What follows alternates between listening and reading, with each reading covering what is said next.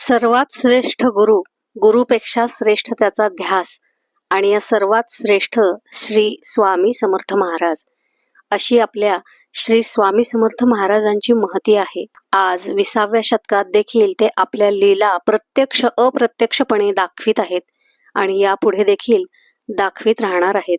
अशा या आपल्या स्वामींची पुण्यतिथी म्हणजेच समाधी दिन हा चैत्र वद्य त्रयोदशीला साजरा केला जातो. यंदा म्हणजेच 2026 मध्ये येणारी महाराजांची पुण्यतिथी ही 148वी पुण्यतिथी आहे. दिनांक 15 एप्रिल 2026 वार बुधवार या दिवशी श्री स्वामी समर्थ महाराजांची पुण्यतिथी येत आहे. त्या निमित्ताने विविध भागात विविध ठिकाणी तसेच अक्कलकोट वटवृक्ष श्री स्वामी समर्थ महाराजांच्या मंदिरात मठात विशेष सेवा, विशेष पूजा, अभिषेक, अखंड नामजप सोहळा साजरा केला जातो. चैत्र महिना हा आपल्या सर्वच हिंदूंसाठी अत्यंत विशेष असा आहे. मराठी नववर्ष त्याचप्रमाणे याच महिन्यात आपल्या स्वामींचा प्रकट दिन असतो. तसेच चैत्र नवरात्र, श्रीरामनवमी, महावीर जयंती, हनुमान जयंती, महात्मा फुलेंचा जन्मदिन, डॉक्टर बाबासाहेब आंबेडकरांची जयंती, त्याचप्रमाणे शिवाजी महाराजांचा पुण्यदिन असे अत्यंत पवित्र आणि आपल्या सर्वांसाठीच खूप खूप विशेष असे दिवस हे चैत्र महिन्यामध्ये म्हणजेच एप्रिल महिन्यामध्ये असल्यामुळे हा पूर्ण महिनाच खूप उत्साहवर्धक असा आहे. या सर्वच देवी देवतांचे, संतांचे, आपल्या वीर पुरुषांचे, आपल्या देशासाठी मोठे आणि मोलाचे काम करणारे आपल्या वीरांचे त्रिवार आभार मानले पाहिजेत. त्यांच्या पुढे आपले मस्तक झुकवलेच पाहिजे. त्याचप्रमाणे आपल्या महाराजांची पुण्यतिथी देखील ह्याच महिन्यामध्ये असल्यामुळे हा पुण्यतिथीचा दिवस देखील विशेष असा आहे. महाराजांच्या पुण्यतिथीच्या दिवशी आपण काय करायचे आहे? प्रत्येकाने आपापल्या परीने स्वामींची सेवा जरूर करावी. या दिवशी लवकर उठून स्वामींची मूर्ती किंवा फोटो असेल तर आवर्जून या दिवशी पंचामृताने अभिषेक करावा. पंचामृत म्हणजेच काय तर दूध, दही, तूप, मध आणि साखर हे एकत्र करून पंचामृत बनवले जाते. ह्या पंचामृताशिवाय तुम्ही चंदन, अत्तर, हळद, कुंकू, केशरयुक्त पाणी, गुलाब, फुले इत्यादींचा देखील अभिषेक करू शकता. त्यानंतर तुम्ही पाण्याने अभिषेक करायचा आहे. स्वामींना वस्त्राचे आसन द्यावे. ही पूजा तुम्ही तुमच्या देवघरात देखील करू शकता किंवा वेगळी पूजा देखील मांडू शकता. आता ही पूजा कधी करायची आहे तर शक्यतो सकाळची वेळ ही अत्यंत प्रसन्न असल्यामुळे शक्यतो ही पूजा तुम्ही सकाळीच करा. किमान 12च्या आत ही पूजा नक्कीच करावी. आणि ज्यांना अगदीच शक्य नाही त्यांनी तिन्ही सांजेच्या वेळेला केली तरी देखील चालते, परंतु प्रयत्न करा की आजच्या दिवशी थोडेसे लवकर उठा. आपल्या स्वामींची विशेष सेवा आपल्या हातून घडावी म्हणून थोडीशी तसदी आपण देखील घेतली पाहिजे. स्वामींना वस्त्राचे आसन दिल्यानंतर मूर्ती किंवा फोटो हा स्वच्छ पाण्याने पुसून घ्यायचा आहे, स्वच्छ कपड्याने पुसून घ्यायचा आहे आणि स्वामींना हिना अत्तर लावायचे आहे. कारण हिना अत्तर हे आपल्या स्वामींना खूप आवडते. हिना अत्तर नसेल तर तुमच्याकडे दुसरे कोणते जरी अत्तर असेल ते लावले तरी देखील चालणार आहे. स्वामींना चंदनाचा टिळा लावायचा.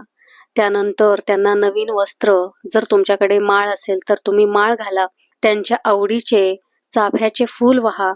चाफा नसेल तर तुमच्याकडे जे कोणते फूल असेल मिळालेली असतील ती फुले अर्पण करावीत. हात जोडून प्रार्थनापूर्वक नमस्कार करावा.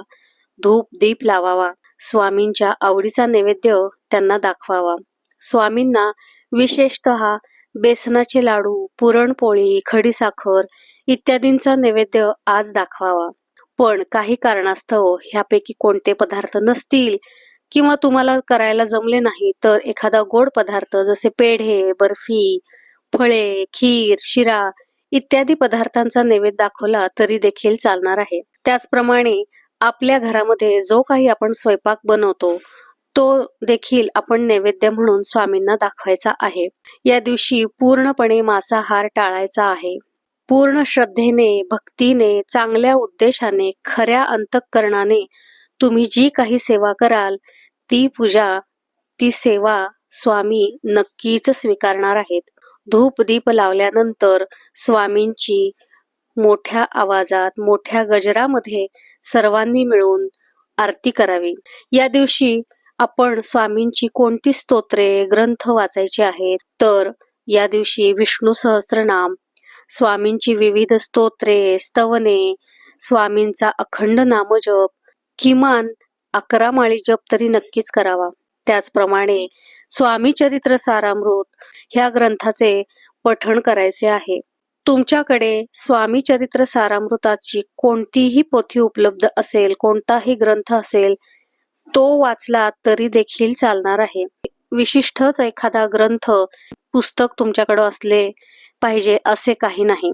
तुमच्या भागामध्ये किंवा तुम्हाला जे शक्य आहे, जे मिळत असेल ते स्वामी चरित्र सारामृत तुम्ही वाचले तरी देखील फळ हे मिळणारच आहे.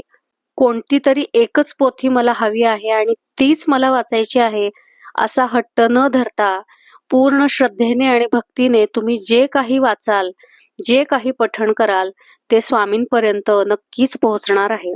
त्याचप्रमाणे स्वामींची भजने, तारक मंत्र इत्यादी सेवा ह्या आजच्या दिवशी आपण स्वामींच्या चरणी अर्पण करायच्या आहेत. जमल्यास आपल्या घराशेजारील किंवा आपल्या परिसरातील स्वामींच्या मंदिरामध्ये जाऊन स्वामींचे दर्शन करावे. कारण आजच्या दिवशी मंदिरे, मठ हे विविध फुलांनी, लाईटच्या रोषणाईंनी सजवलेले असतात.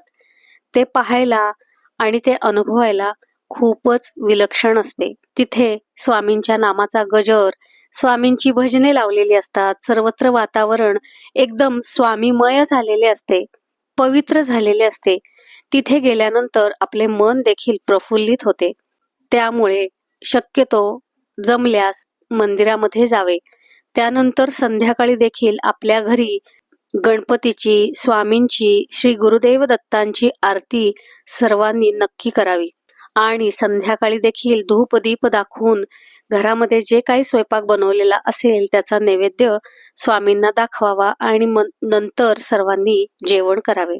केवळ पुण्यतिथी, प्रकट दिन हेच दिवस फक्त स्वामींची सेवा, पूजा मांडून किंवा स्तोत्रांचे, ग्रंथांचे पठण करून किंवा मंत्रोच्चार करून चालणार नाही. ते केवळ बाह्य रूपात त्यांची सेवा आहे, पण आपल्या अंतर्मनात प्रत्येक कणाकणात स्वामींची शिकवण ही रुजली पाहिजे. केवळ स्तोत्रांचे, ग्रंथांचे पठण केल्याने किंवा पारायण, उपवास करून स्वामी आपल्यावर कृपा करणार नाहीत, तर आपले कर्म, त्याहून आपले विचार आपण चांगले ठेवले पाहिजेत. स्वामींनी जी मोलाची शिकवण दिली आहे त्याचा आपल्या दैनंदिन जीवनामध्ये आपण अवलंब केला पाहिजे. स्वामींना दिखाऊपणा, मोठेपणा, दांभिकपणा, खोटेपणा अजिबात आवडत नसे. त्यामुळे अशा कोणत्याही व्यक्ती किंवा कोणत्याही संस्था किंवा कोणत्याही पद्धतीने आपण त्या गोष्टींना बळी पडत नाही ना, ह्यासाठी स्वतः जागृत राहावे. अशा कोणत्याही गोष्टीत न अडकता सर्वात आधी सोपी अशी आणि स्वामींना अत्यंत प्रिय अशी सेवा म्हणजेच नामस्मरण. आपल्या घरात शुद्ध अंतःकरणाने, चांगल्या उद्देशाने आणि चांगल्या सत्सत विवेक बुद्धीने आपल्या देवघरासमोर कधीही तुम्हाला जेव्हा वेळ असेल तेव्हा अगदी 10 मिनिटं तुम्ही स्वामींचे मनापासून नामस्मरण करा. ही सेवा स्वामी नक्कीच मानून घेतात आणि कोणत्या ना कोणत्या रूपात तुम्हाला जरूर ते भेटत असतात. आणि परिस्थिती कितीही वाईट असली तरी आपली बुद्धी ही नेहमी चांगली ठेवावी, कर्म चांगले ठेवावे आणि सर्वात महत्वाचे म्हणजे आपण आपला स्वामींवरचा विश्वास हा ढळू द्यायचा नाही. परिस्थिती ही नक्कीच बदलणार आहे आणि म्हणूनच म्हणतात ना की अशक्य ही शक्य करतील स्वामी. अशक्यामधून शक्य करण्याची जी शक्ती आहे ती केवळ आणि केवळ फक्त स्वामींकडेच आहे. आणि त्यासाठी आपण फक्त आपले कर्म चांगले ठेवावे आणि स्वामींच्या शिकवणीवर चालावे. सर्वांना स्वामींच्या पुण्यतिथीचा दिवस आणि त्या पुढील प्रत्येक दिवस हा स्वामीमय जावा हीच स्वामींच्या चरणी इच्छा. व्हिडिओ माहिती आवडल्यास व्हिडिओला लाईक करा, शेअर करा आणि व्हिडिओला हाईप देखील करा. त्यामुळे हा व्हिडिओ सर्वांपर्यंत पोहोचेल. भेटूया पुढील भागामध्ये नवीन अशाच माहितीसह. तोपर्यंत सर्वांना श्री स्वामी समर्थ.